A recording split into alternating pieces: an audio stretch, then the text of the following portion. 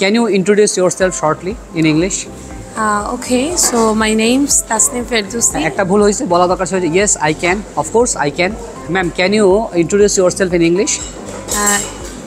Of course, yeah, I can introduce myself. Okay. So my name's Tasnim Miss, but everyone call me Tasnim, and I'm a teacher right now. My institution's name is Liakat Kids English School, and I have been teaching here more than 10 years. So how is the place? Okay, the place is very nice, and What's the name now, of the place? Okay, now we are in Jalshiri Abashan area, and now it's a we are cafe, Brew Splash.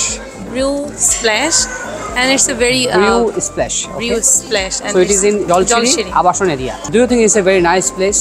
Yes, this is for a nice traveling? place. Yes. For And living also?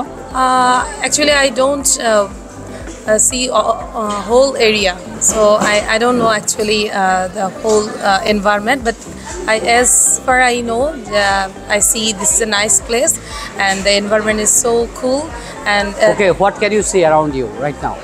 okay, there are many people around there having their lunch, and this is almost, I think, 4 p.m.